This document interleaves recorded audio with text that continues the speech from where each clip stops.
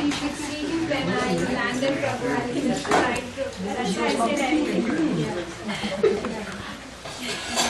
So now you feel it. You feel it now. Hare Krishna.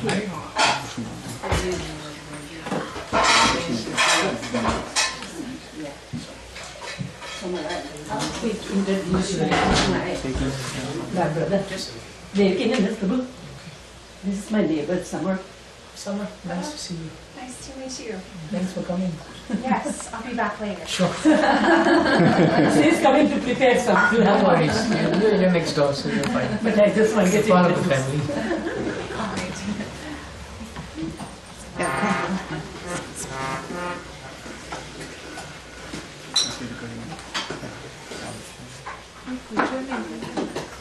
Is harmony alright?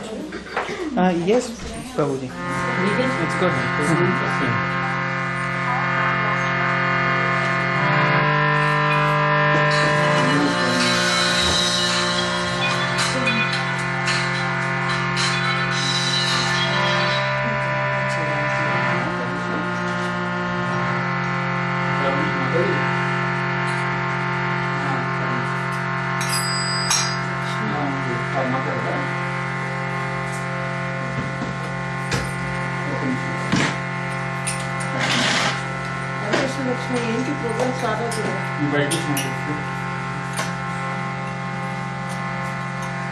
Hare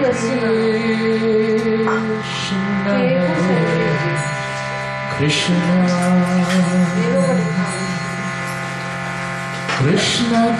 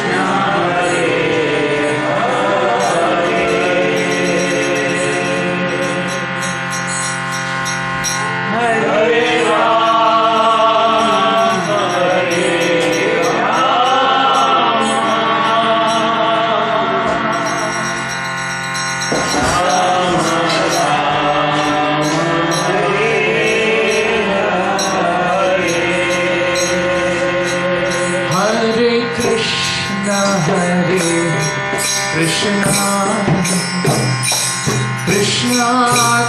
Hare Hare, Hare Rama, Hare Rama,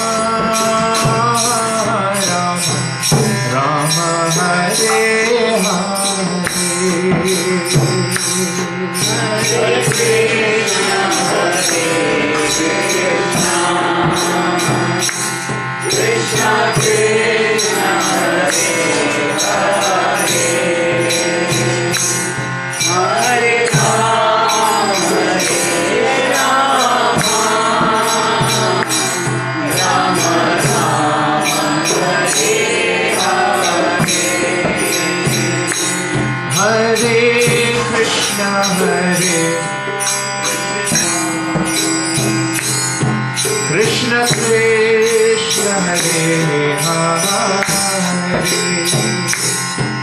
Hare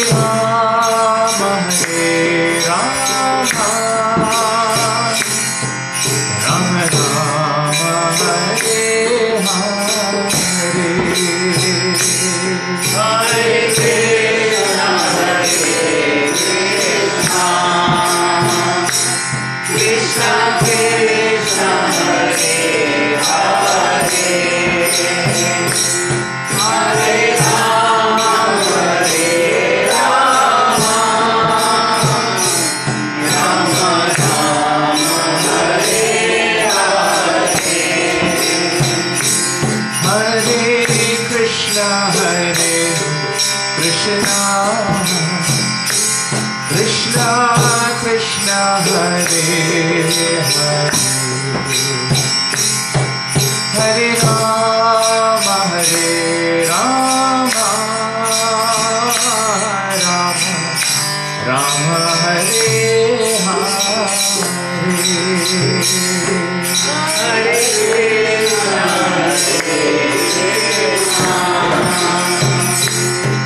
Krishna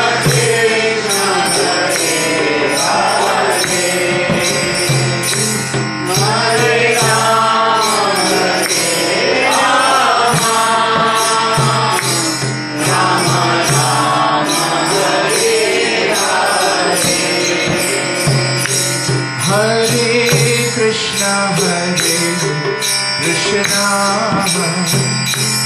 Krishna Krishna Hare Hare Hare Rama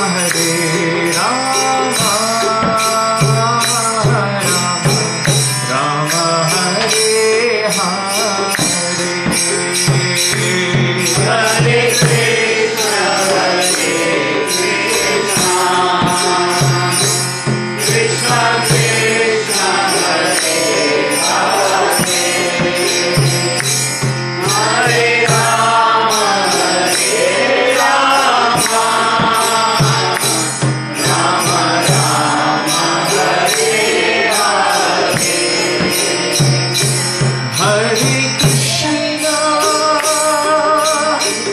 Hare Krishna Krishna Krishna Hare Hare Rama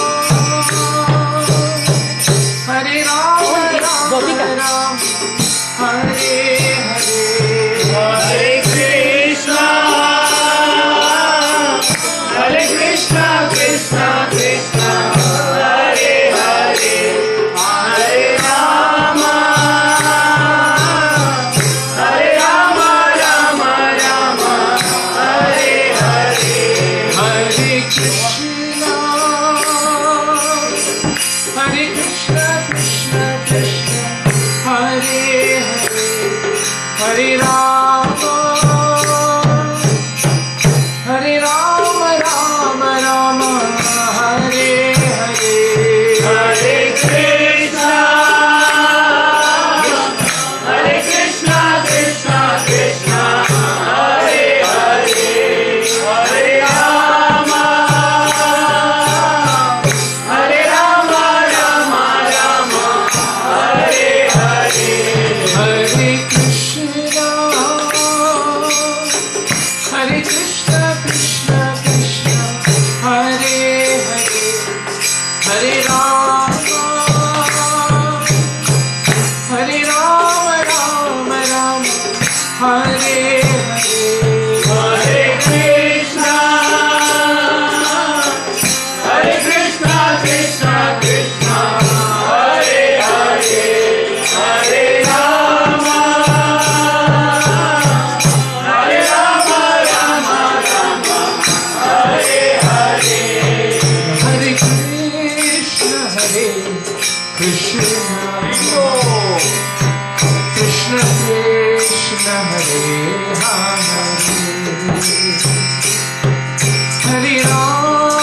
Hare Hare Rama Rama Rama Hare Hare Hare Krishna Krishna Krishna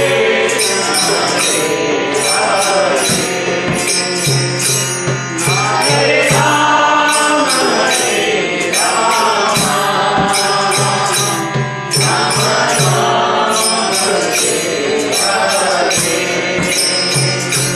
Hare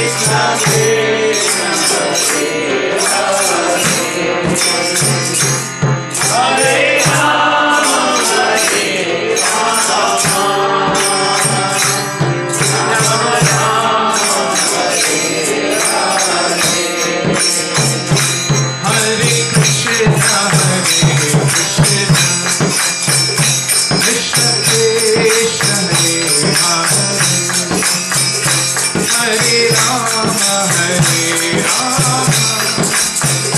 Rama Rama, Hare Hare,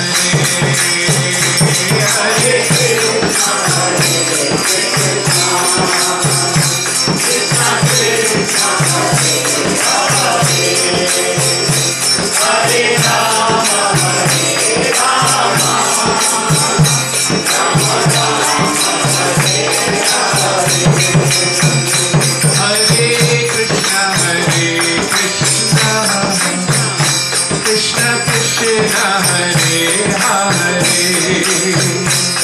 Hare Rama, Hare Rama, Rama Rama, Hare Hare, Hare Krishna, Hare Krishna, Krishna Krishna, Hare Hare, Hare Rama, Hare Rama, Rama Rama, Hare Hare, Hare Krishna, Hare Krishna, Jai Shri Hari Ram, Hare Rama, Hare Rama, Rama Rama, Hare Hare, Hare Krishna, Hare Krishna, Krishna Krishna, Hare Hare, Hare Rama, Hare Rama, Rama Rama, Hare Hare, Hare Krishna, Hare Krishna, Krishna Krishna, Hare Hare, Hare Rama, Hare Rama, Rama Rama, Hare Hare, Hare Krishna, Hare Krishna, Krishna Krishna, Hare Hare, Hare Rama, Hare Rama, Rama Rama, Hare Hare, Hare Krishna, Hare Krishna, Krishna Krishna, Hare Hare, Hare Rama, Hare Rama, Rama Rama, Hare Hare, Hare Krishna, Hare Krishna, Krishna Krishna, Hare Hare, Hare Rama, Hare Rama, Rama Rama, Hare Hare, Hare Krishna, Hare Krishna, Krishna Krishna, Hare Hare, Hare Rama, Hare Rama, Rama Rama, Hare Hare, Hare Krishna, Hare Krishna, Krishna Krishna, Hare Hare, Hare Rama, Hare Rama, Rama Rama, Hare Hare, Hare Krishna, Hare Krishna, Krishna Krishna, Hare Hare, Hare Rama, Hare Rama, Rama Rama, Hare Hare, Hare Krishna, Hare Krishna, Krishna Krishna, Hare Hare, Hare Rama, Hare Rama, Rama Rama, Hare Hare, Hare Krishna, Hare Krishna, Krishna Krishna, Hare Hare, Hare Rama, Hare Rama, Rama Rama, Hare Hare, Hare Krishna, Hare Krishna, Krishna Krishna,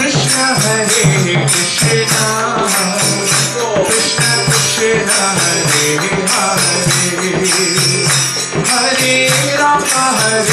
Rama, Rama Rama, Hare Hare, Hare Krishna, Hare Krishna, Krishna Krishna, Hare Hare, Hare Rama, Hare Rama, Rama Rama, Hare Hare, Hare Krishna, Hare Krishna, Krishna Krishna, Hare Hare, Hare Rama, Hare Rama, Rama Rama, Hare Hare, Hare Krishna, Hare Krishna,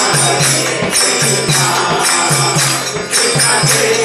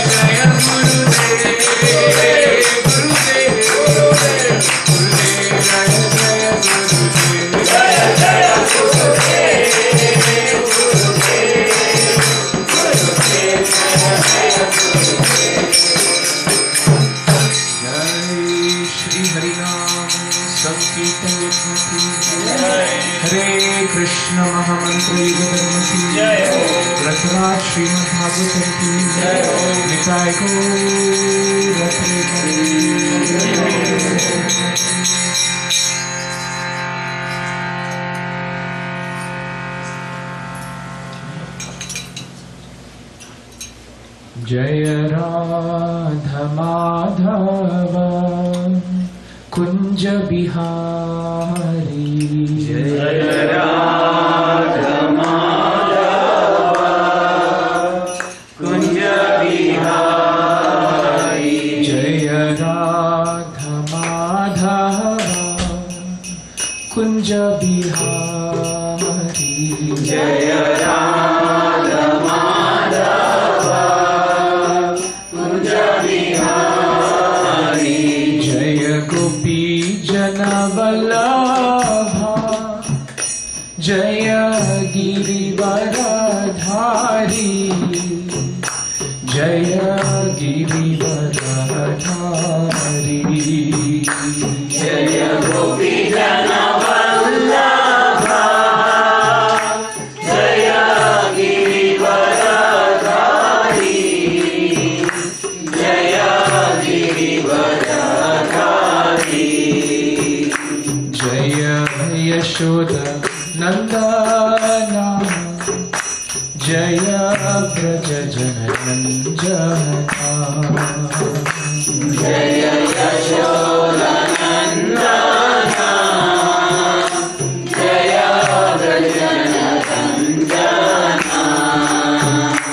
जय यशोदा नंदना जय व्रज जनरंजना जय यशोदा नंदना जय व्रज जनरंजना जय यमुनतीरवनचारी जय कुंज बिहारी जय यमुनतीरवनचारी जय कुंज बिहारी जय यमुनतीरवनचारी जय कुंज बिहारी जय यमुनतीरवनचारी जय कुंज बिहारी जय यमुनतीरवनचारी जय कुंज बिहारी जय यमुनतीरवनचारी जय कुंज बिहारी जय यमुनतीरवनचारी जय कुंज बिहारी जय यमुनतीरवनचारी जय कुंज बिहारी जय राधा माधवा जय कुंज बिहारी जय राधा माधवा जय कुंज बिहारी जय राधा माधवा जय कुंज बिहारी जय राधा माधवा जय कुंज बिहारी जय श्री श्री राधा माधव की जय जय श्री श्री राधा नील माधव की जय जय श्रील प्रभुपाद की जय जय श्री गुरुदेव की जय अनंत कोटि वैष्णव वृंद की जय ताई गौर ओम नमो भगवते वासुदेवाय वासुदेवाय ओम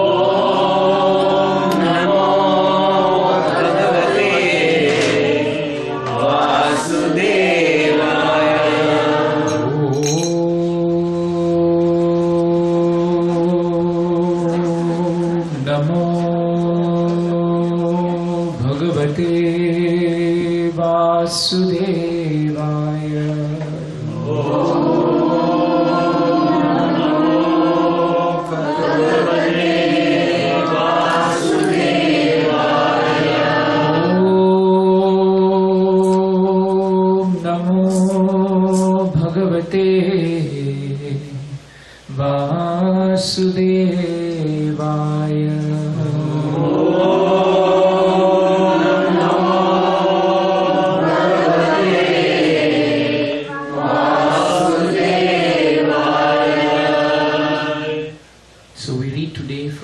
nice verse from 6th chapter of Bhagavad Gita, text 34.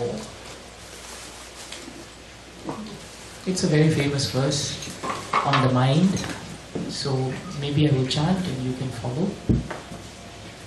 Chanchalam hi manah Krishna, Chanchalam hi manah Krishna, Pramati bhalavadridam, Pramati bhalavadridam, Tasyaham nigraham manye, Tasyaham nigraham manye, Vayuriva suduskaram, Vayuriva suduskaram, Chanchalam hi manah Krishna, Chanchalam hi manah Krishna, Pramati bhalavadridam, Pramati bhalavadridam, Tasyaham nigraham manye, Tasyaham nigraham manye, Vayuriva suduskaram,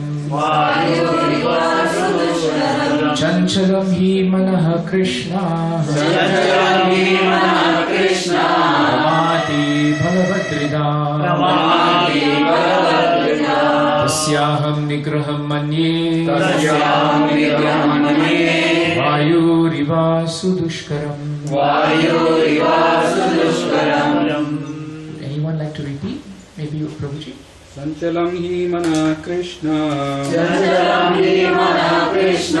Pramati balavadrudam. Tasyaham nigraham manye. Vayuriva sudushkaram. Chanchalam hi mana Krishna. Pramati balavadrudam. Tasyaham nigraham manye. Vayuriva sudushkaram.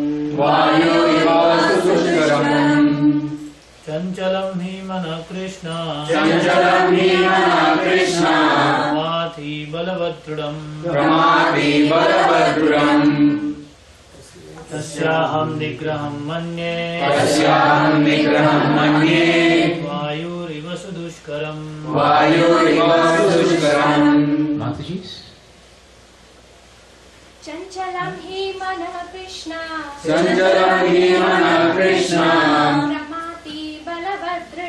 Pramati balavadrudam. Tasyaham nigraham manye. Vayuriva sudushkaram.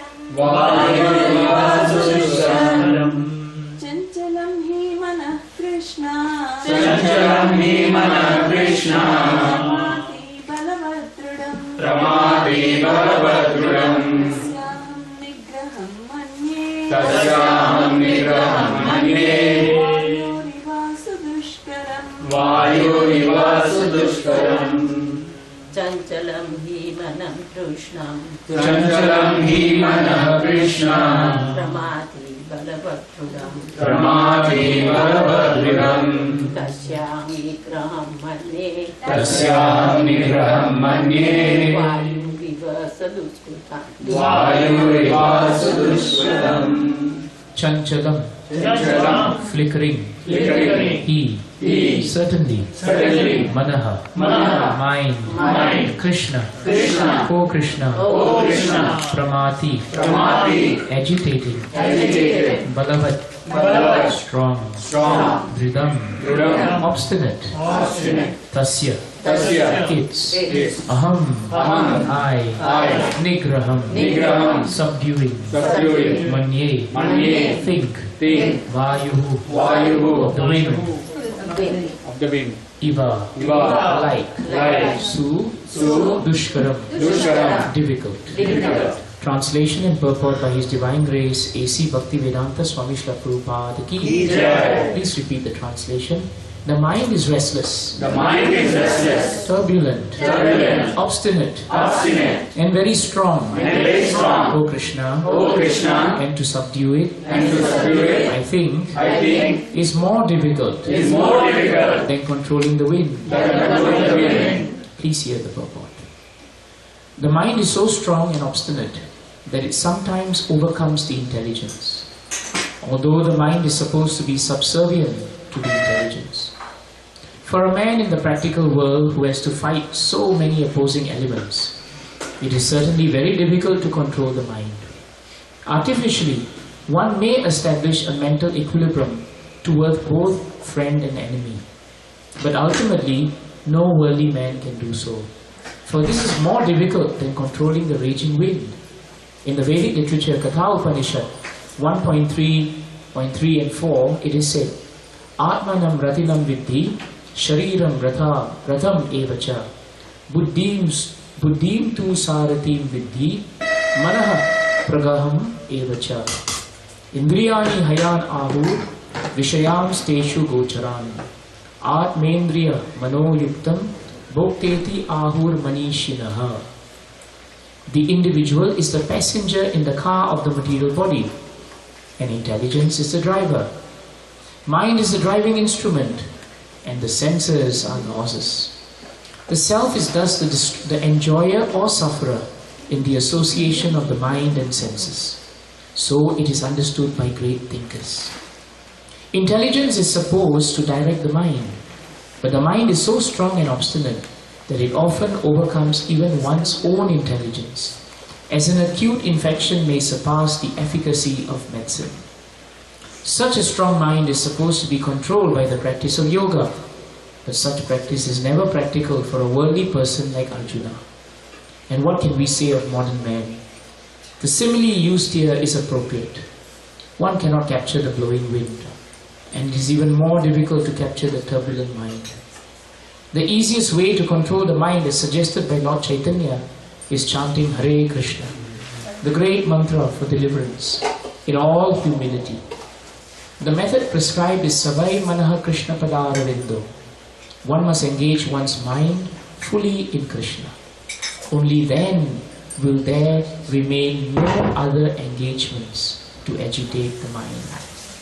Only then will there remain no other engagements to agitate the mind. Jai Shri Prabhupada, Transcendental Prabhupada's ki. Om Ajnana Timirandasya Jnananjana Shalakaya Chakshuru Milita Yena Tasmai Shri Gurave Namaha. Shri Chaitanya Manobhisham Sthapitam Yena Bhutale Swayam Rupa Kadhamayam Dadami Swapadantikam Vandeham Shri Guru Shri Ruparam Shri Guru Vaishnavamscha Shri Rupam Sagrajatam Sagana Raghunatham Vitam Tam Sajivam Sadvaitam Savadutam Parijasvitam Krishna Chaitanya Devam Shri Radha Krishna Padan Sagana Raghunatham Shri Vishakhan Vitamscha He Krishna Karuna Sindhu Dinabandhu Jagapate Gopesha Gopika Kanta Radha Kanta Namoste Bhakta Kanchana Gaurangi Radhe Vrindavaneshwari Vrishabhanu Sute Devi Pranamami Hari Priye Vanchakalpatarubhyascha Kripa Sindhubhya eva cha Patikana Pavanebhyo Vaishnavebhyo Namo Namaha. Jaya Sri Krishna Chaitanya Prabhu Nityananda Shri Advaita Gadadhara Shri Vasasani Gaura Bhakta Vrinda. Hare Krishna Hare Krishna Krishna Krishna Hare Hare Hare Rama Hare Rama Rama Rama Hare Hare.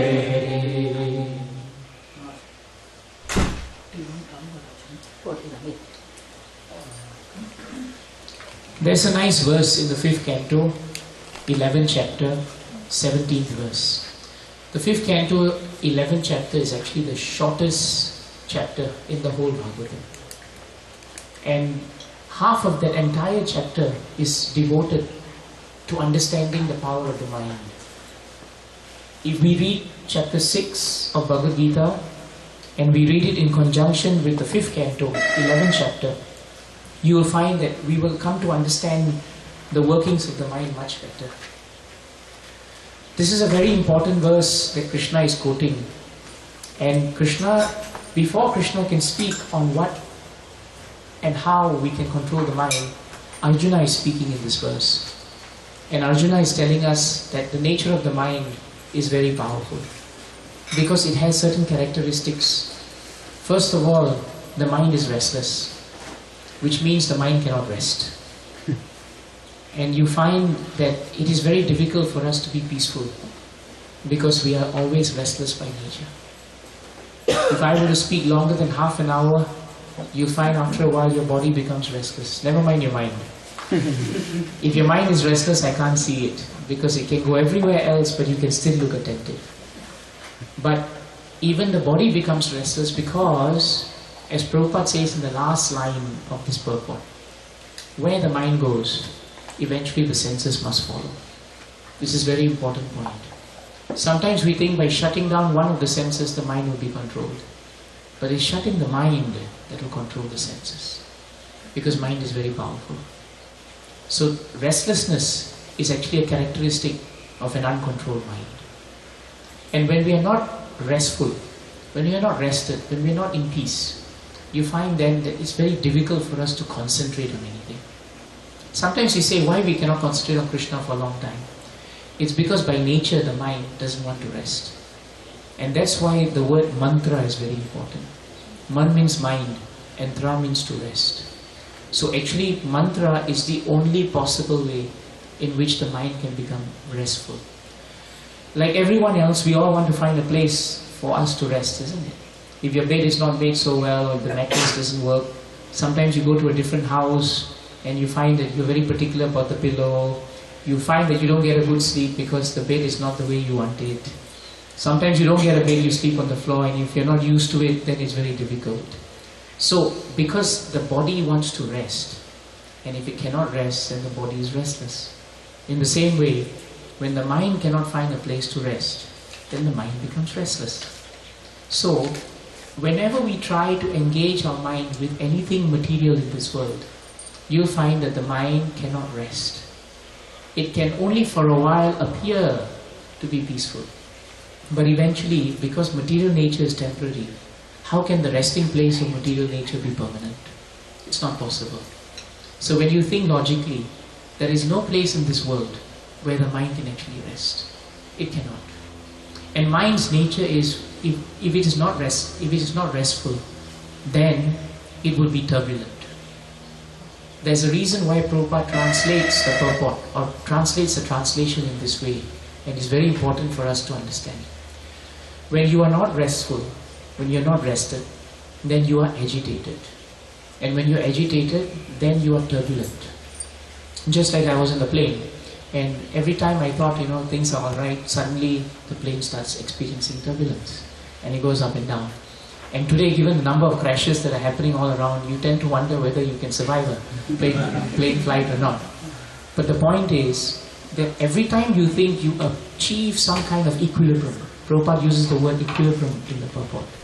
Every time you think you are equal, every time you think you have come to a point where you can rest, that is the point you'll find the nature of the mind is so powerful that it has a way of keeping you always in turbulence. Even if you tell yourself, I'm chanting, I've taken initiation, I've taken up spiritual life, but the mind will find some reason to doubt it. The mind will find some reason to find the fault. And that is the third point. Where one cannot rest the mind becomes turbulent. And when it becomes turbulent, the mind will not hear intelligence. There is a distinction between intelligence and mind, and this we should be very clear about. If you want your mind to be controlled, the only way it can be controlled is when it is controlled by intelligence. Prabhupada makes it very clear in the purport. Only when the mind is controlled by intelligence will the mind become peaceful, will it become restful, and will not be turbulent. So the real question is, how do we get intelligence to control the mind? Very often in Kali Yuga, our mind is more powerful than our intelligence. And very often our intelligence also becomes so much swayed by the powerful arguments of the mind that the intelligence goes with the mind. But factually speaking, intelligence is meant to control the mind, not the other way around. So if we read Bhagavad Gita and we absorb all the transcendental knowledge of Bhagavad Gita, we can absorb it only on the grounds of intelligence. If we apply the intelligence of what we have learned and gathered, then the mind should not give us trouble. When it brings up an argument which is really nothing to do with Krishna, the intelligence should be sound enough and strong enough to be able to control the mind. But in Kali Yuga it's very difficult. If we try to perfect our intelligence, you find that there is also an exercise which is futile. Very often our mind and intelligence are filled with material knowledge, but there is no spiritual knowledge. Material knowledge is useful. That's the reason why many of us are in Minneapoliis, because we have some material knowledge, especially those who have come from abroad, and that's why we are working here. That's why we've gathered some kind of income and we are going on. So material knowledge is useful. We cannot be impractical. But when material knowledge tells us that happiness can be found and it is permanent in this material world, then we understand that this intelligence is misdirected. If the body is impermanent, how can the happiness be permanent? And in the good way, sometimes people used to ask Prabhupada that my miseries are going on and on and on, what to do? And Prabhupada would say, don't worry, your body is temporary. So your miseries must end with your body. And that's a good point actually. Sometimes we think I'm going to die, with all this misery. But the fact is we will die. And when we die, the misery ends with us. So this is the nature of the world. And this is the usage of intelligence. To stop the mind from running up and down. So this is very important point. There's a nice story Prabhupada said. There was one scholar, he had earned so many accolades in terms of his transcendental knowledge. I think we have to move forward. We have devotees behind. There is space here. Yeah?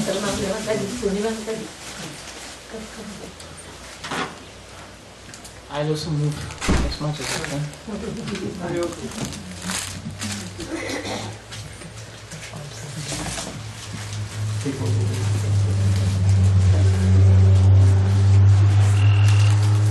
Prabhupada gave a nice example of the story of the scholar.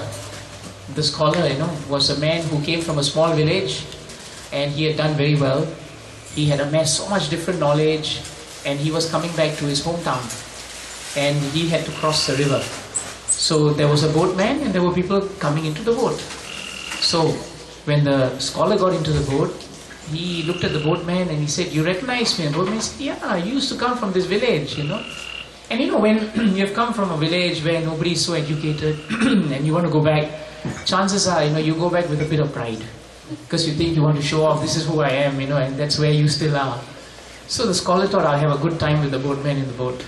So he said, "My dear friend, I have traveled half the world and I've learned so many things in material life. For example, you are now on the boat and you're always in the water. Do you understand what is the composition of water? Do you know how water moves? Do you know what it is comprised of? Do you know how the waves come about?" So the boatman said, "No, my dear friend. Actually, all I know is I put the oars into the water and I row, and that's it. That's all I know." He said, "If that's the case, 10% of your life is wasted because you don't know what you're doing." Then he said, "Look up, look at the sky. It's all bright and sunny. Do you know where the stars come from? Do you know where the sun comes from? Do you know the planetary systems? Do you understand our galaxy?" The man said, "No, I don't understand any of that. All I know is that, when it's sunny, the boat is safe. When it starts raining, everyone bail out. That's all I know." So then he said, "Okay, if that's the case, I think 20% of your life is wasted." Then he said, "Look around you. You have so much of flora and fauna and animals, on the banks of the river. Do you understand where they come from? Do you understand the variety of species that are found here?" He said, "No, I've never understood this, never learned it. As long as a crocodile doesn't bounce on my boat, I'm quite happy with it." So he said, "If that's the case, 50% of your life is also wasted."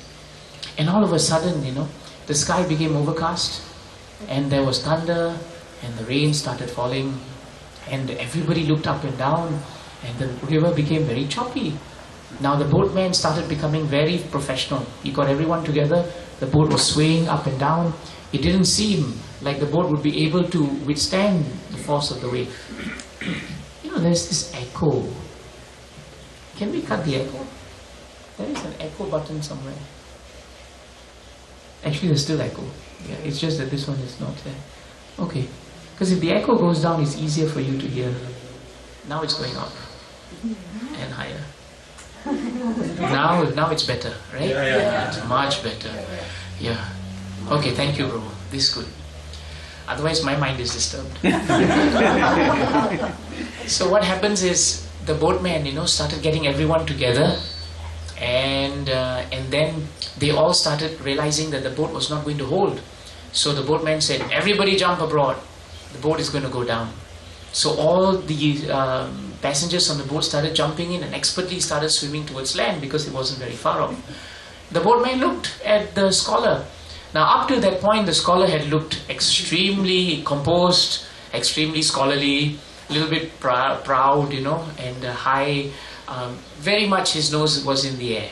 But now the scholar looked very white and he looked very pale.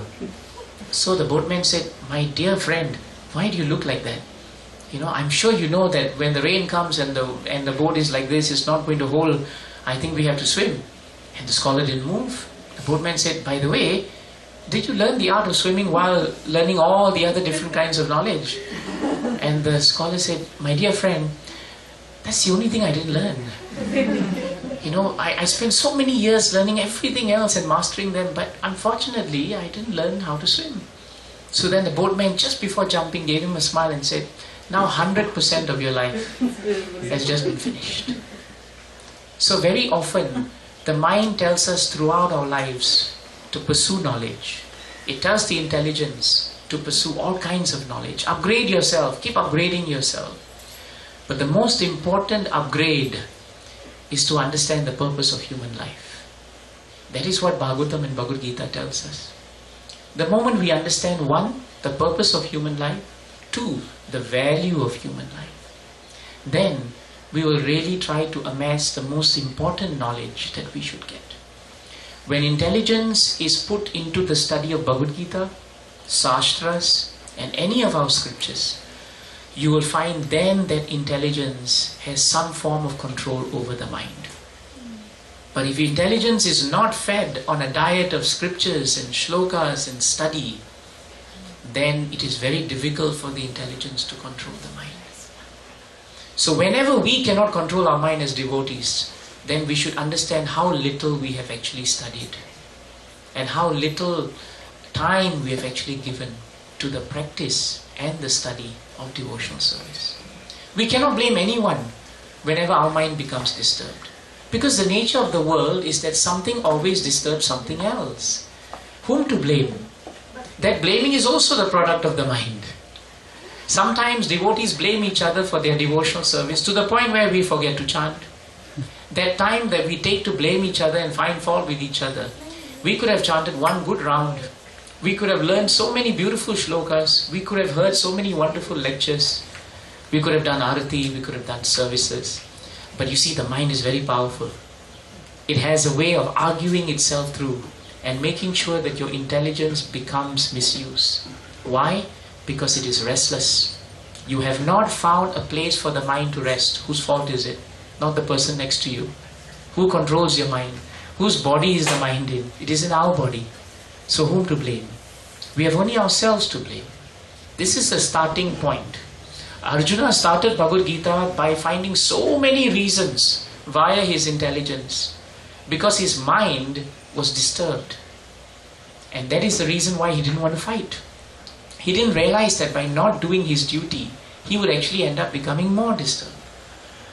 But when Krishna intervened and Krishna told him that you just perform your duty for my satisfaction and do it with devotion, then what happened?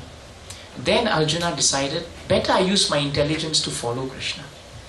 And then his mind did not become restless, number 1. And because it became rested, it didn't have any turbulence.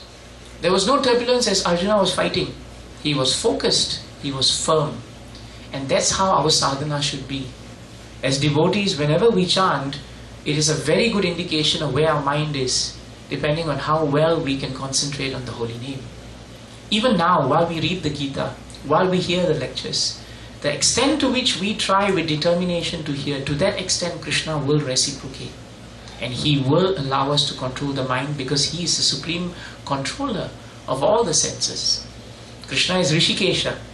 Therefore, Krishna says, in the first chapter, I think it's 15th chapter, first chapter, 15th verse of Bhagavad Gita, in the purport.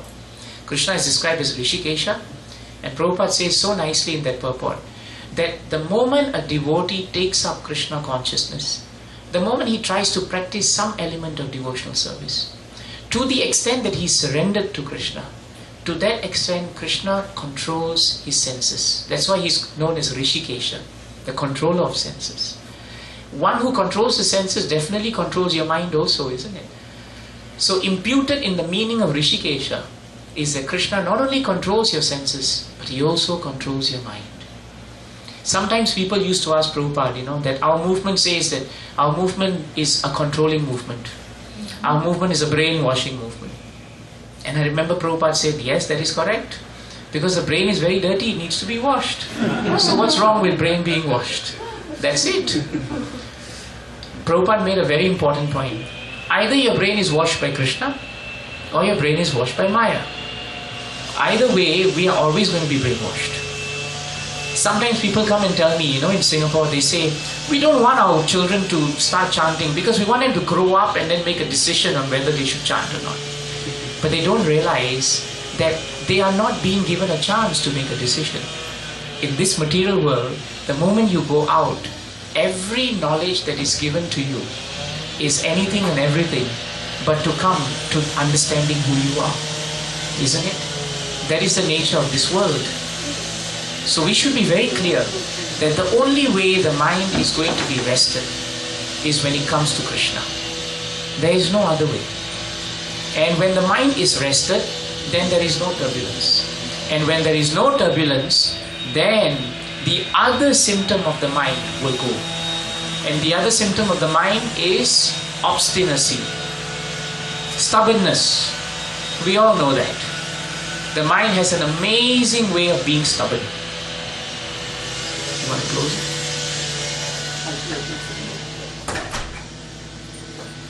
The mind has an amazing way of being stubborn. If you tell the mind, don't concentrate on the noise outside, the mind will tell you, no, let's concentrate on the mind, on the noise outside.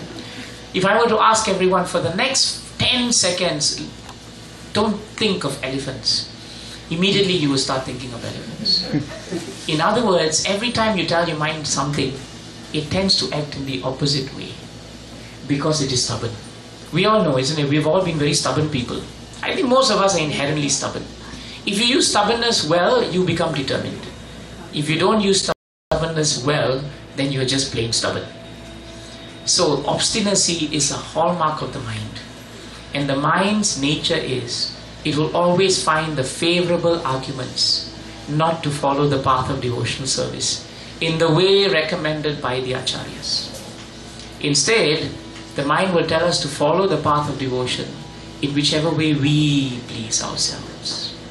And that is how we get a hodgepodge. Sometimes even when we come to the science of devotional service, we have our own way. It's like devotional service, the big heading, then I have subsection 1, this is my style. Subsection 2, this is my style. Subsection 3, this is my style. But we don't realize that Prabhupada made it very clear. All we have to do is to follow the instructions of our spiritual masters 100%. It's very clear. Every time the mind gives an argument that goes along the lines of so-called devotional service or practice, but if it agitates others, if it makes things difficult, then common sense will tell you that something is seriously wrong in the way we are putting forward this science in our practical life. I remember my Guru Maharaj always saying that devotional service should be performed in such a way it is pleasing and inspiring to everyone around us. It's a very easy litmus test. If you grade someone the wrong way, how can devotional service be effective?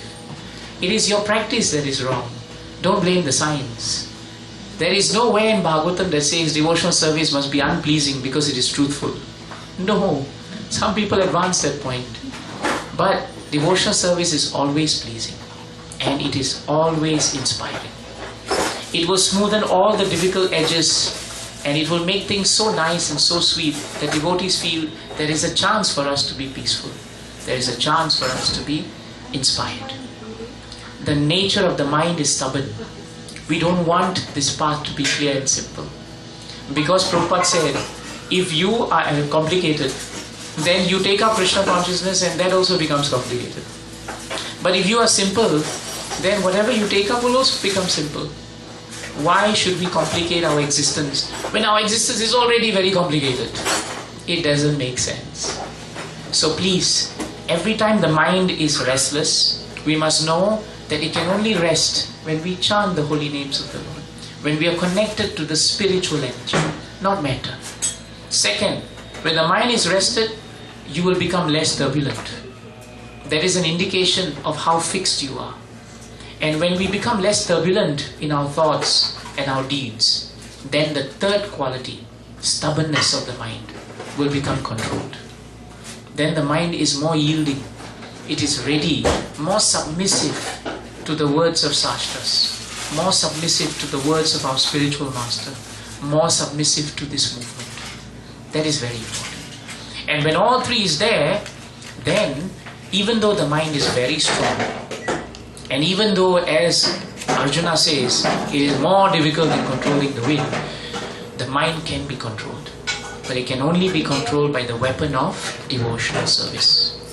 Which is what brings us to the verse that I quoted at the beginning. In the 5th canto, 11th chapter, 17th verse. Bharat Maharaj, in his incarnation, so to speak, as Jada, he's advising King Rahugana. He's advising him about life and about the purpose of life and about how to control the mind. And after speaking a few verses on describing the nature of the mind, this is the verdict that Jada gives at the end. Bratavyamenam tadabhadraviryam upekshaya aditya apramattam guru harihi charanapashanastro jahi vyalikam swayamatma mosham. It's a very nice verse. Bratavyamenam. That means King Rahugana, Jada is telling King Rahugana, my dear king, this is my advice to you. He says, this uncontrolled mind is the greatest enemy on the path of self-realization. It is the greatest enemy of the living entity. So while we look externally for people and blame them to be our enemies, to be our sources of disturbance, we should hear very carefully that Bhagavatam says that nothing gives us more problems than our own mind. That we should learn to accept. The moment you accept that the mind is the greatest enemy, then the blame game stops. The fault finding stops. The criticism stops. And when we do not fault find and criticize, we have plenty of time for Krishna. Two things you need, in Shastra that needs time. One, you need time to fall sick. If you think about it, to fall sick also you need time. And the other thing we need plenty of time is to criticize. If we use that time for Krishna and we understand that the mind is the greatest enemy, then we lose the propensity to criticize and we also lose the propensity to waste time. Especially even when diseases hit us, we do not become discouraged. The body is going to leave us anyway. So it is better for us to use it while we can. So this is the greatness of coming to our senses, of understanding that the mind is the greatest enemy. This is the first point that King Rahugana says. The second point he says is very nice. He says that if one neglects this mind, if you neglect it or you give it a chance, it will grow more and more stronger. This is another important thing. Neglecting the mind means you just leave it to run anywhere it wants to. In other words, there is no regulation in our lives. We do what we please when we want. When I feel like chanting, I chant. When I feel like reading, I feel like reading. And if you tell someone, Prabhu, is this the way for you to love God? They say no. When we love someone, it is a spontaneous expression. But you all know that if you were to love someone and you keep telling somebody, supposing you love your wife very much, you keep telling her, I love you, I love you. You never buy her sari for Diwali. You never get her jewelry. You don't go around taking care of the house for her. You don't cooperate with her. One day she's going to take that chapati thing. She's going to knock you on your head the next time you come and say, I love you very much. Because she'll say, show it, man. And that's the point. If we really believe that we have some devotion to a cause, or whether we have devotion for Krishna, then we should daily, regulatedly use our time in worshipping Him, in glorifying Him. That is the discipline that is required in love. Even in this material world, if you love something, you will put your heart and soul in it. And it will be externally shown. Prabhupada said very often, that anything can be judged by its results. It's a very famous point Prabhupada said. So we can see externally what is our features internally. For those of us who are following the sadhanas in spiritual life very nicely, you find that those who come in contact with such people, they also become peaceful. They also become inspired. They don't become disturbed. This is the measure of how much we can control our mind and how much control of the mind helps others. This is also devotional service. So mind is the greatest enemy. Do not neglect it, King Rahugana says. How practical. And he says if you neglect it or if you give it a chance, it will grow very strong. It will grow very strong. Because there's no end to the desires that the mind has, isn't it? The mind and not the heart is the resting place of all desires. The heart is the resting place of Krishna. That's why he's Paramatma. But if you allow the mind to grow, then the mind becomes the resting place of all desires. Prabhupada writes in the purport of 6th canto, 16th chapter, 34th verse. Very nice purport, very important purport. Right in the middle of the first paragraph, towards the end, there's one point Prabhupada brings up. He says that no living entity can be desireless. And that's true. None of us can claim to say, I have now no desire. No, unless you are a very pure devotee. But what is meant is that even if we have desires, Prabhupada writes there, desires that cannot be obtained are considered to be lust, karma. It's a wonderful and deep definition of what karma is. Prabhupada writes, that desire which you try to fulfill, but you cannot obtain, that keeps you frustrated. That means this desire cannot be fulfilled. It cannot be obtained. Have you found yourselves in situations in life where you really desired something so much? You pray for it, you break your head over it, you do everything for it. But it eludes you. It just doesn't come. And sometimes without any external endeavor or separate endeavor, that which you don't want comes very easily. Very, very easily. This is the nature of the material world. The desires that we want, if Krishna doesn't fulfill them, we should accept. If you expect, then you die. Before you die, why to die? Before we are supposed to die in this material world, why we should kill ourselves over desires that we cannot obtain? We should understand that. And the other point we should understand is an even more sobering point. The point that Rishabdev brings up in 554 Srimad Bhagavatam. Nunam pramattam kurute vikarma. He says, when you make the aim of your life sense gratification, then what happens? Then automatically the mind is restless, it is turbulent, it is obstinate, and it is very strong. All four characteristics as mentioned in this verse are found the moment we try to make the aim of life sense gratification. And Rishabdev says, the man who tries to satisfy his desires, he doesn't understand that he has obtained this body with which he thinks he will satisfy this desire. This body has been obtained on the grounds of previous desires. And that's why we've got this body. Now supposing whole life I was thinking I'm working in Singapore, now I want to come to America to work. Supposing before I come to America to work I die. Never mind, I have desired, isn't it? Next life Krishna gives me a nice body somewhere in America so that I can continue my desire in my previous birth that I must work in America. Now I'm born in America and I don't know what happened. I don't have a clue of what happened then. And now I keep thinking America is terrible. I want to go to Singapore. So my whole life now I plan to go to Singapore. And I die with that wish not fulfilled. So Krishna says no problems. The moment you desire something, I've created a body, it's reserved for you. This is the body that says made in Singapore. So third life you go back to Singapore. And of course when you go back to Singapore, the nature of the mind is, Singapore's not good, I want to go to the next place. This is what we're doing. I remember Guru Maharaj saying one time, if you're sitting in the temple and you're having a nice, simple life, and suddenly you see a beautiful car passing by and you say, how nice if I had this car, No problems. Krishna is so kind, he will create a body just for you. So in the next life, somehow or another, you'll get that car. Only by then, that car will be out of fashion. And by then your desire when you do get this car will be, why this car? I wanted another car. Because by then your desires have changed or they have upgraded. Your body has to catch up with your desires.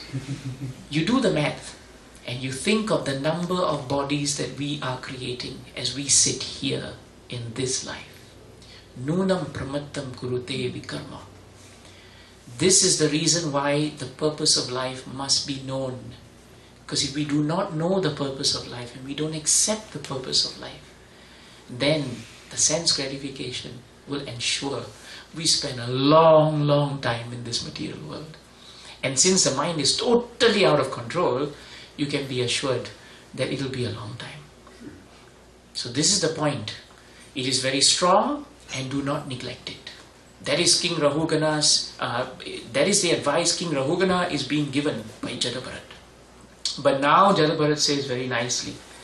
He says if you neglect it, it will grow more and more powerful. And eventually it will become victorious. Victorious over you. This is very important. Very, very important. Sometimes we think we can control everything, but we don't realize that our mind controls us. So what can we control? This is very important. And Rahugana finally ends by saying so nicely that even though the nature of the mind is that it is subtle. Have you realized that? If we were to do a dissection of our body post-mortem, you'll find one very important point. We'll never be able to find the mind. We can't locate it. You know, it is the most elusive organ. It is subtle. That's why Prabhupada translates the verse. Though the mind is very strong, and though it is subtle, it is very factual. It is factual because it exists. And it covers the constitutional position of the living entity. And what is our constitutional position? To serve. That is our constitutional position. It's either we serve our senses or we serve Krishna, the master of the senses. If we decide that we want to spend our life serving Krishna, Krishna is a package deal, by the way. We can't say you serve Krishna and forget the devotees. No. If you serve the devotees, Krishna becomes more pleased. You know, there was this powerful demon, Mayadanava. Very powerful, sorcerer. He was caught in a forest fire. And at that time, Krishna and Arjuna were asked to start that forest fire because there were a lot of demonic living entities and they had to be vanquished. So while Krishna and Arjuna waited outside the outskirts of the forest, and while all the demonic living entities in there were vanquished, Mayadanava, who was caught in the forest fire, somehow found himself out of it. As he came out, he saw Krishna and Arjuna standing in front of him. So what does he do? He's fighting for his life. And he knows now that he has come to the people who set the forest on fire. So he's not running away. He's actually going to be trapped. So what does he do? He runs straight to the two personalities, but he falls at the lotus feet of Arjuna, not Krishna. And he says, save me. Now Arjuna is in a very awkward position. Imagine you're next to Prabhupada, someone falls at Prabhupada's feet. I mean at your feet, not Prabhupada's feet. You stand next to your spiritual master, somebody falls at your feet. It's very strange. Or if you stand next to Krishna and someone says, oh please save me, and you think wrong person. So Arjuna was very, very awkward. He's a devotee at heart and he is genuinely humble. He said, Mayadanva, you got the wrong feet. You should be falling at lotus feet of Krishna. He is the only one. His lotus feet can save you. His lotus feet can allow you to cross this ocean of material birth and death. Not my feet. But before Krishna could say anything, before Mayadanava could say anything, Krishna stopped Arjuna. And Krishna told Mayadanava, I'm very pleased with you, Mayadanava. Even though you're a demon, you have understood one very important point. That I become more pleased when the living entities actually serve my devotees. When they run after the lotus feet of my devotees, that pleases me more than them running even after my lotus feet. This is the nature of God. That He never takes credit for Himself. That He is always happy if someone takes credit and that person deserves it. He knows His devotees will never take credit for anything because they are genuinely humble. But Krishna is so kind that He says, I cannot live without my devotees. And my devotees cannot live without me. This is in 9th canto, 4th chapter. This is the point that Ambrish Maharaj episode, Lord Vishnu says to Durvasa Muni, that without the devotees I don't want to live. Krishna says, without the devotees I don't even want to partake of my 6 opulences. What to speak of anything else? The 6 Aishwaryas He doesn't want if it cannot be enjoyed in the company of devotees. So the point is that while the mind is very strong, while the mind is very factual, while the mind covers the constitutional position of the living entity, Our constitutional position is to serve. And we all have a choice. Do we serve that which is temporary, or do we serve that which is eternal? If you cling to that which is eternal, you will cross over to eternity. But if you cling to that which is temporary, as it dies, you also die. This is a fact. It's logical. So, Krishna doesn't mean only Krishna. When we talk about service, it always means serving the devotees of the Lord. Many of you may be parents. You know sometimes when you have one child, two children, especially when you have a few children, you know sometimes they all want our attention. But you know how pleased you become when you see that they serve each other. And you become very pleased when all credit goes to them. No father or mother wants to take credit. They always want their children to be better than them. It is a natural, instinctive love. And it is coming from God. And that is the real nature of love. That we don't have envy in our hearts if someone does better than us in devotional service. We are happy. The moment we become happy for them, the mind's obstinacy, the mind's restlessness, the turbulence and the strength of the mind becomes significantly diminished. Many of us don't see the subtle connection between envy and control of the mind. But those who are envious by nature, the mind is out of control. The mind is the seat of envy, not the heart. This is a very important point. So then Rahugana is told finally that there is only one way to conquer the mind. And that one way is the weapon of devotional service. It is a weapon because the mind is an enemy. So figuratively it is a weapon. But the weapon is not to kill someone, but to perform devotional service. And of all devotional service, the one very practical way to perform devotional service is to chant.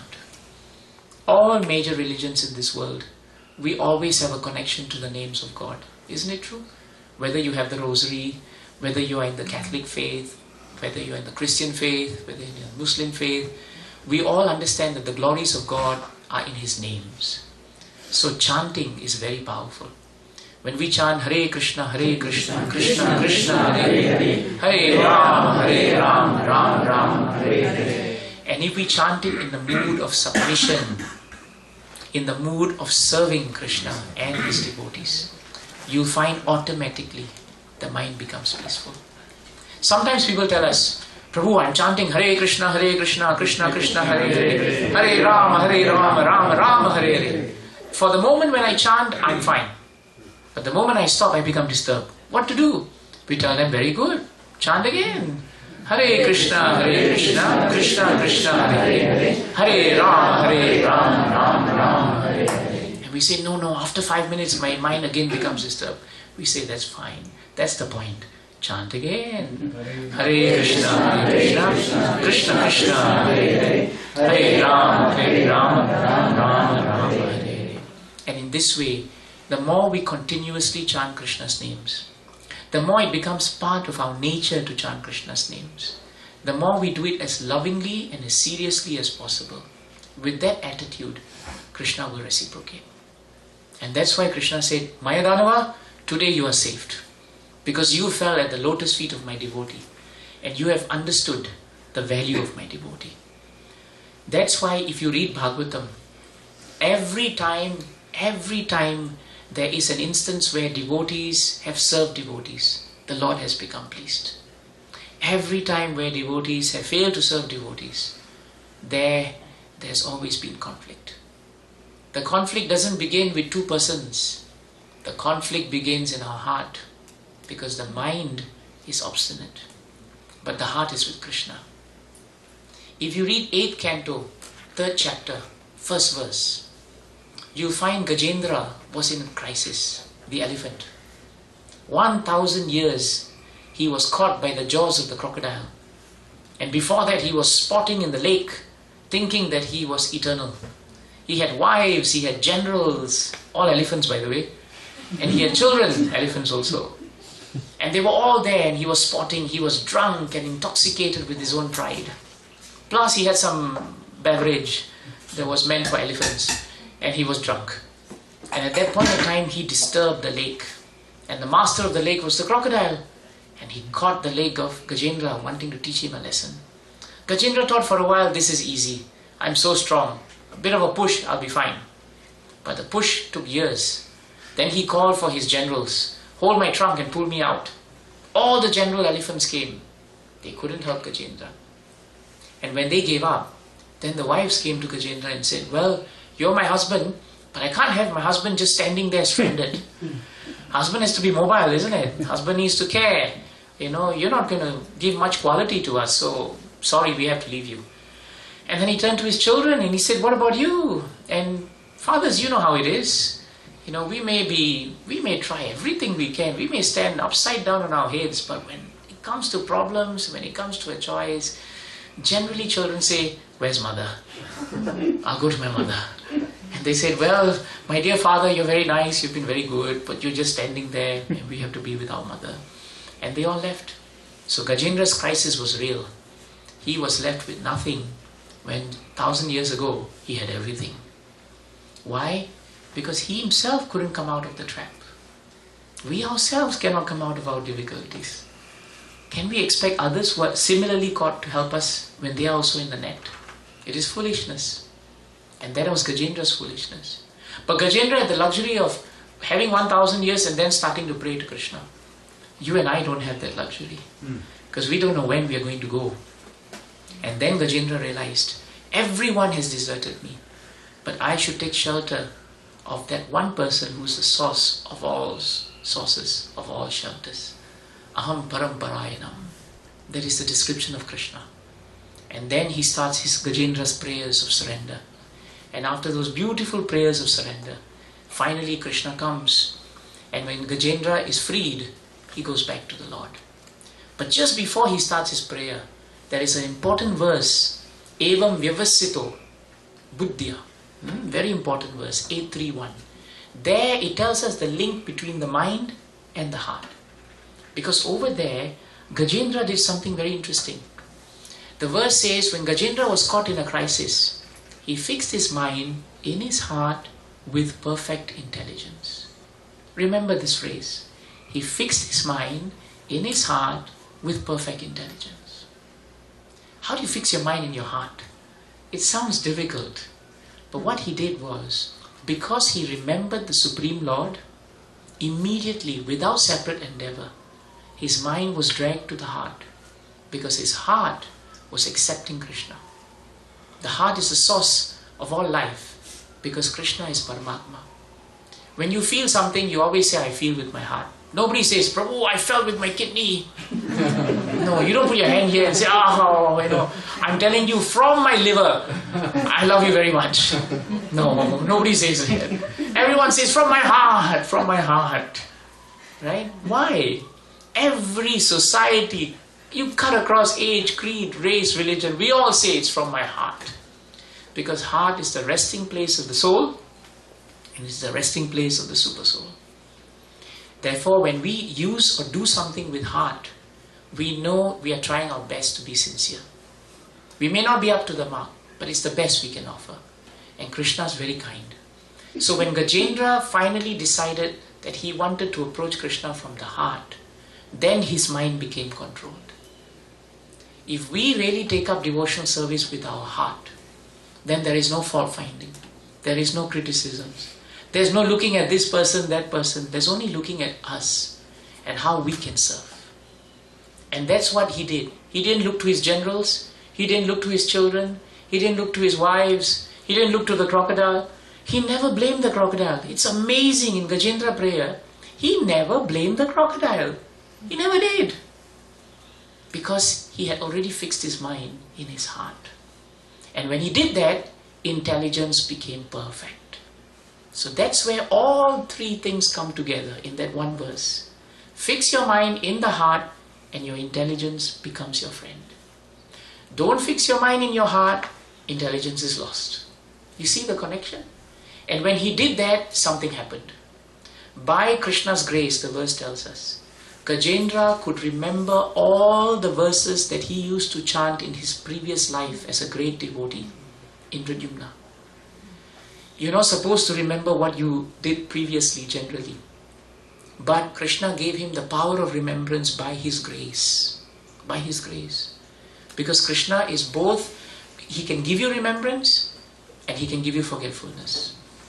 In this case, Krishna gave Gajendra remembrance, and it came because he used his heart. This is the way to control the mind. If we can only stop neglecting our spiritual life, and if we can start concentrating on serving Krishna and serving the devotees wholeheartedly, and become determined somehow or another, then no matter how powerful the mind is, with the weapon of devotional service, strictly following the orders of the spiritual master and following parampara, what will happen is the mind will be controlled. It will be controlled. Jai Grantaraj Srimad Bhagavatam ki Jai Srimad Bhagavad Gita ki Ananta Koti Vaishnavrinda ki Srila Prabhupada ki Srila Gurudev ki Jai Gaura Premanand.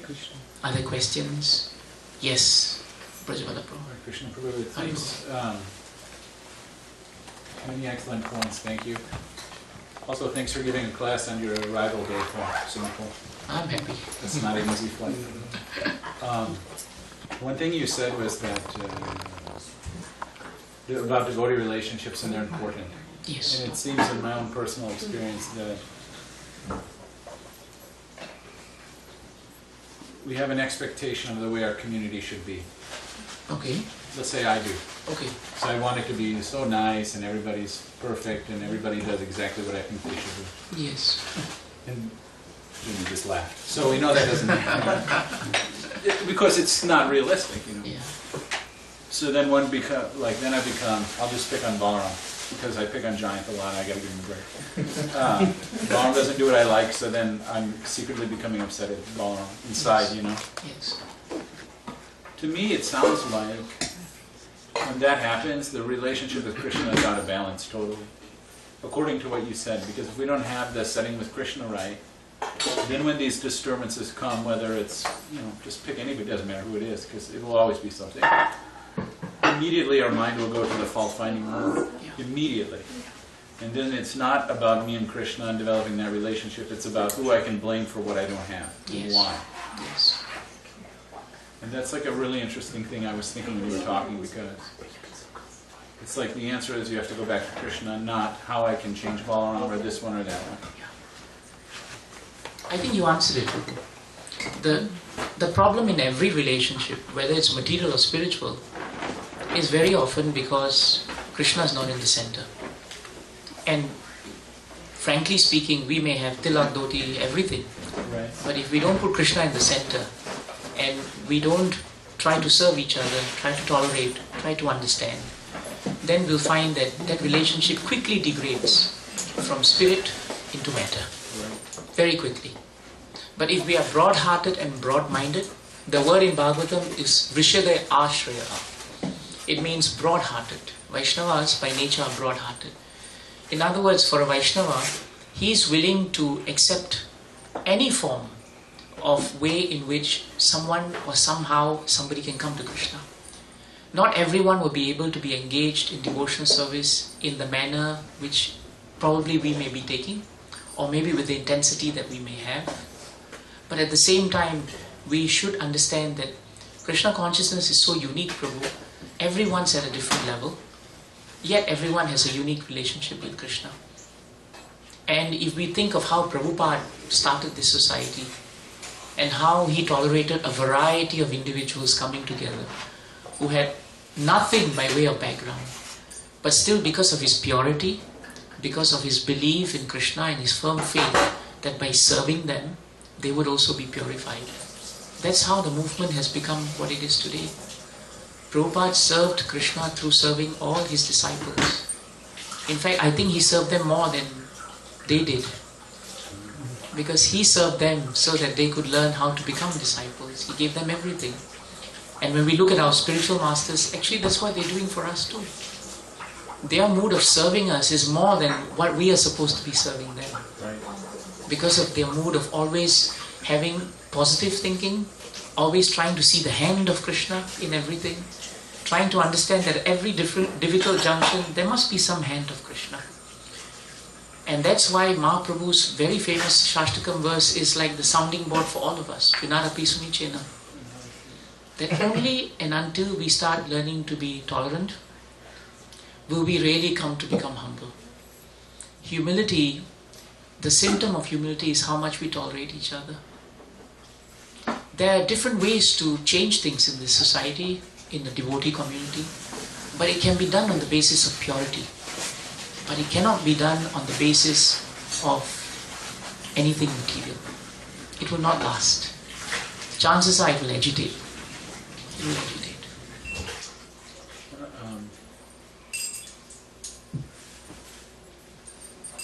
One other thing, Prabhu, you said, which I was just thinking about, is that the mind can get in a, like when I first went to India, as an example, my mind was screaming, why these people don't clean like the US. Nothing against everyone. I was in a really crazy place. I was like, my mind was for one day just lamenting. Why they don't clean like America? Why is there no road? Where's the street light? Why are those guys throwing shoes on the power line? So the mind was restless. Very restless. Yeah, and then it was turbulent. Then it was just angry. And then it was angry because it was stubborn. It was sticking to its own way of thinking, right? Yeah. But then what I observed is when I finally just said, hey man, you can't control everyone. Let it go. I was in Mayapur, by the way. Okay. Then I could really appreciate every day at 4 o'clock the devotees come around with a little like big tricycle and they do Harinam. It's like in America the little ice cream trucks go by and all the kids chase it. But in Mayapur it's like here comes a little Harinam truck and everybody's chasing it, And wouldn't it be nice to have a Harinam truck in my neighborhood, Yes. So it was just like a real interesting lesson because for like a day I knew I was right. Yes. How you can even call this a road, man? Yeah. There's not even anything there. It's just like dirt. Yeah. Now I go and it's like, oh, here's the road. Yes. Who cares? Yes. So the mind is really, because the mind really wants to be right. Yes, Prabhu. It will spend all day telling you, you're right. It will, yeah. You're right, Brian. It will. Even though I'm totally wrong, Yeah. You're right. Oops. Guys confirm. But yes, what you say is correct. Yes, what you say is correct. This is the nature of the mind. And I think you're not alone in that, Prabhu. In the idea I wanted to express is that there are 6 loving exchanges, or there are 6 exchanges devotees have. So one of them is that openly communicating your mind in private. Yes. I mean, privately communicating. Revealing one's mind in confidence. Right. If we don't have the strong devotee relationships where we can do that, it's even more frustrating because now who else will I turn to? Yes. Materialist. Yes. Because who's left? Yes. That's an important point. That's what I was thinking. Which is why each one of us as devotees, we have a very important responsibility of making sure our garden is in order. Because if your garden is not in order, how will you serve the next person whose garden is out of order? It's very important. So before we start becoming preachers, we have to practice what we preach. And it starts with us. As you said correctly, one person has to just believe in the other, and the other person starts believing. Someone has to break the cycle of material nature, and only a devotee can do that. That's why Prabhupada always told us that even the worst devotee is very often more reliable than the best materialist. It's a very nice point he makes in the conversation along Mumbai beach with Dr. Patel. And it's often quoted by many leaders. And I remember my Guru Maharaj liked it very much. He said, always remember, the worst devotee, the devotee whom you think, oh my God, this is so bad, is still better than the best materialist. Why? Because at least that devotee has Krishna in his heart. In whatever form, he's there. So therefore, where Krishna is, there is a chance that there is service. There's a chance of revealing the mind. There's a chance for loving exchanges to go on. But these things won't happen overnight, Prabhu. Right, it takes time. It takes time. It takes time. But that's where we must be patient, Rupa Goswami says. A very favorable characteristic of a devotee is that he's patient. If we are not patient with each other, then very fast we lose confidence in each other. But we must give each other time. We all want people to be patient with us, isn't it? We like people to be patient with us. But we are very impatient with everyone else. And always remember, those who are impatient in this material world, you end up being patients in a hospital. You end up being patients. You do. Patience has its value. That's why Rupa Goswami has said, being patient is one of the very important qualities of a devotee. And you will have patience if you have it on the platform of confidence, conviction that Krishna is all in all. He can change anything he wants. Krishna is Yogeshwar. If he wants, the sun can rise today in the west and set in the east. If he wants, he can do anything. Sometimes we say we don't have time, but Krishna is time. So if we are with Krishna, why isn't time with us? Doesn't make sense. But the mind would tell you, no time for bhakti. No time. Wait until you retire, then it's okay. Get your third house and then you think about chanting. But no. Think about it. Krishna says he's time. Time I am, destroyer of the world. Therefore Krishna is time. So why would a devotee not have time? If Krishna wants, he can make your 24 hours seem like 48 hours. If Krishna wants, he can wake you up in the morning at 3 and you can chant your rounds till 5. If Krishna wants, he can make you still be strong and live with 2-3 hours sleep. Krishna can do anything. But we limit him with our minds. And that is why the mind is such a dangerous entity. Thank you, Prabhu. Nice points. Anyone else? Yes, Prabhu. You mentioned about desires. Yes. So, like, as a practicing devotee, we understand that, the goal of life is serving Krishna, and, going back to Godhead. Yes. So that is the final desire and that we aim for. But still we are part of the conditioned life, Yes. taking so many responsibilities, so unintentionally some desires still come up. Naturally. You try to justify that, okay, if I get something else, I will be able to serve Krishna better. Yes. So then how Krishna reacts to such desires in case of a devotee's life? Yeah. Two ways, Prabhu. Very nice point. When a devotee tries to... By the way, the verse is in 5th canto. It is in the 19th chapter. Later, if you want, we can read it together. But there in the verse, the residents of Jambudvip, they pray to Krishna. And they make this very important statement. They say that Krishna awards all kinds of benedictions to his devotees. He does. And even that includes even material benediction. Sudama did not want anything. His wife needed something. That's why she sent him. But he didn't want anything from Krishna except bhakti. But by the time he got back home, he couldn't recognize his house. It had turned into a palace. But because he didn't ask for anything, Krishna gave him everything. But there are many devotees who ask for something. But Krishna gives material benedictions. But the verse tells us, if Krishna finds that this material benedictions that he keeps giving you ends up in you demanding more and more and makes you forget him, then at some point of your devotional life, Krishna will draw a line and you'll say, no more for you. No more ice creams, no more sweets. At that point of time, the devotee has two reactions. One is the withdrawal symptoms of a child. Every day you give me ice creams, now you don't give me. So you feel it. But then at that point of time, Krishna substitutes that material desire with something else. He gives you a taste for his lotus feet. That's exactly what the verse says. So the good news is, Prabhu, when Krishna decides, when you're asking something from Krishna as a devotee and you get it, please pray and thank Krishna. But when something doesn't come, please remember this verse and say, Krishna has now drawn the line. He is actually reciprocating with you. How wonderful that is, that he's reciprocating. He's drawn the line. Therefore now you must only tell your mind one thing. Now I should live my life in such a way that if Krishna doesn't want something, then I pray I have the strength not to want it too. And Krishna is now dividing between my needs and my wants. What is needed, Krishna will give me. But if something I need, but actually search inside, it's a want, it's not a need. Krishna knows. At that point of time, don't couch it. Admit to Krishna, Krishna, actually this is a luxury. I don't really need it. I wanted it. So thank you very much. When a devotee starts exercising his understanding of that, his relationship with Krishna deepens. It will deepen naturally. Because your Father is now reciprocating with you. If we take it well, Prabhu, our devotional service will increase. If we take it not so well, our devotional service will suffer. But even there, Krishna is so kind that he sends you the association of Sadhu Sangha. our talking today is not accident. It is an arrangement. Krishna is giving you all the devotees association so that in difficult times like this, when you and I go through these things, we can sound it off with like-minded devotees and get answers from scriptures, get strength from them, so that we cross this difficult hurdle together. Is that helpful, Prabhu? Thank you. Atma Prasad, Prabhu.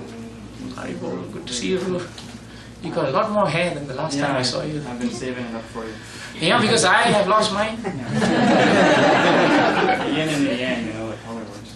It does. Yes, Prabhu. You met, again, like Prabhu said, so many nice points, and there's 2 points I was hoping you could piece together for me a little better. Sure. And I might give a example from my life to help. Please. Yeah.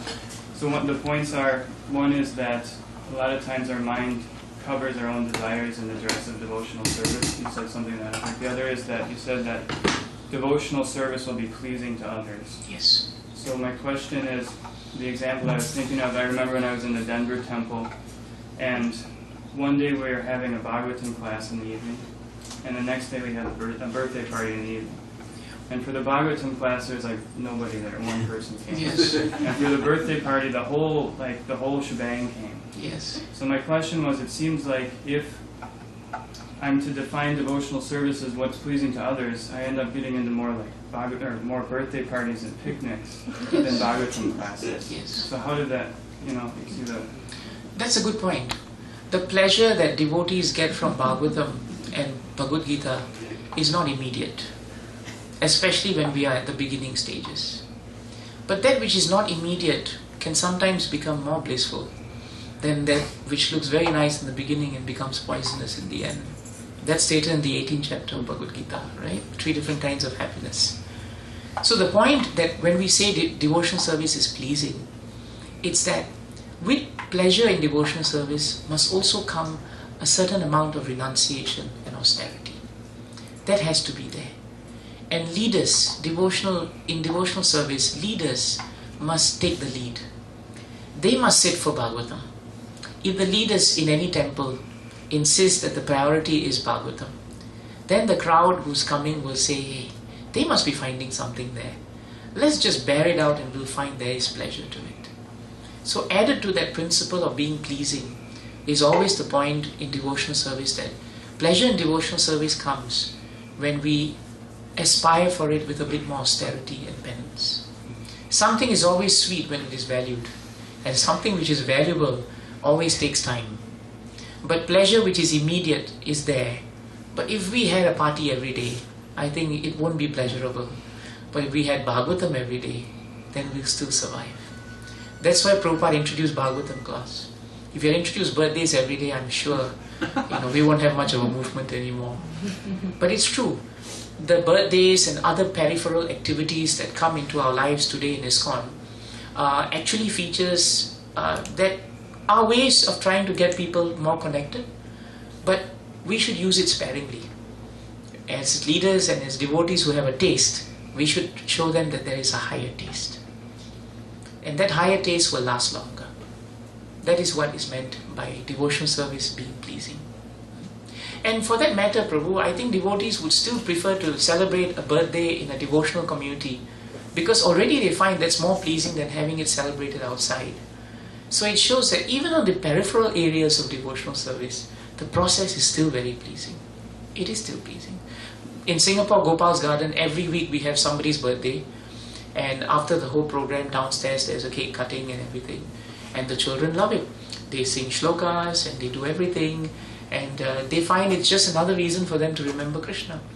So that way they look forward, and when they look forward we give them a good healthy dose of shlokas and dramas and everything else, and well, then the birthday becomes part of the whole process. So it's helpful that way. I hope it's okay, Prabhu. Shruta Prabhu, Yeah, Prabhuji. Shruta Ichita Krishna Prabhu and Sri Lakshmi Mataji, you may not know them. They are actually, they were part of our Singapore community of devotees for a long time. Wonderful devotees. And now they are in Chicago for a while. I don't know how long. He's there working. Sri Lakshmi Mataji, his wife, just came to join them. So they're here today. Chant loudly 3 times. Okay. Haribo! Haribo! Haribo! So please welcome them very much, that's very important. Yes, Prabhu, you have a question? Yeah, Prabhuji, thank you so much, Prabhu, for a nice class. I don't know. Yeah. Prabhuji, in the 8th canto, as you mentioned in Gajendra's prayers, yes. Actually, in one of the words, Prabhupada writes, in translation or purport, I couldn't remember, Prabhuji. Actually, the crocodile is the place the water is the place where it lives in, as elephants in the forest. It is an aquatic, Prabhupada says, so yes, it draws its strength from the water. Correct. Whereas Gajendra was an animal which was a land animal, and it cannot draw its strength from the water. Yeah, so the purport is there. So actually, in our human tendency is also the same, Prabhuji. And Srila Prabhupada, maybe later on after that strength, he writes, we disturb the animal, we disturb the other living entities. Here the Gajendra went and disturbed the water living entity, which is not the place of... which is not his place. Which is not his place, that's what Prabhupada. So we also do the same thing. And then after that, later on, as Gajendra remembered at the end Krishna prayers, so we also do sometimes, but sometimes because of our forgetfulness, we say that what we did is right. So how do we overcome this problem? Because actually, if you see that, it's actually Krishna says that everything is his, but instead we crouch upon and then we want to take it. So the same thing was done here. So you're talking about the grabbing tendency. Yeah. So how you're also talking about how we encroach into other areas. Yes. So the best way to understand that is starting with the verse in Ishopanishad, Ishavasyam idam sarvam. There Krishna makes it very clear that all of us have limited quotas. But your question is how to know what quota and when it is limited. Yeah, because actually there's a very easy test, Prabhuji. The moment you have acquired things to the point where you cannot use them for Krishna and they distract you from Krishna, those items are not required. It's very straightforward. If you have items around you which are useful in your service to Krishna, keep them. Anything else is surplus. If you live with that conviction, half the things in our lives will be thrown away. More than that, most of it. Most of it. That's what Guru Maharaj told me. So I'm only repeating to you what he said. But I find that very practical. And the other thing is, in case you're not sure what you should discard or what you should discriminate from, then the second point is very important. Please check with realized devotees. Get their association. Please speak to your spiritual master. Hear their lectures. Read Prabhupada's books. All the answers are in his books. They're all there. We just don't read them. We read the lines, but we don't read with our hearts. We read with our minds. Okay, my quota for today, finish. Chanting, finish. That's why, these things are happening. Is that helpful, Prabhu? Very good. Thank you. We should stop here. ManasiGanga Mataji, thank you so much for having us. We just walked in and encroached. You just told that if Krishna don't have a mercy, you can't come. That is true. So Krishna bring you. Yeah. Krishna was very merciful. Yeah. Thank you. But we want to thank you for having us here. It's your house to be there. I can tell you one thing. My Guru Maharaj told me, ManasiGanga Mataji, she's had a very difficult life. Maharaj told me. Maharaj said, you don't know half the things that she has gone through to come to Krishna. And Maharaj told me, anyone who went through what she has gone through in life, they should not be a devotee. They should have lost faith in Krishna a long time ago. So what we see is sometimes not what we actually see. Everyone has a background. Everyone has a story. And we should always be very happy that someone has open-heartedly, with love, welcomed us. And we should always serve them. Nandu, is that you at the back? Yeah. Oh my God, I didn't recognize you. Good to see you. Yeah. So Maharaj really prayed for her and prayed for him. And Maharaj had big hopes for him. Become doctor. Yeah, to become doctor. The very operation, the very profession that Maharaj didn't like. The only other profession that competed with that in Maharaj's head was being a lawyer. So he was very merciful to me also. Very merciful. But one thing Maharaj insisted is, the hallmark of a devotee, keep me always in the service of the devotees. This is our only prayer. Everything else we don't have to pray for, because everything else Krishna knows. But this is very important.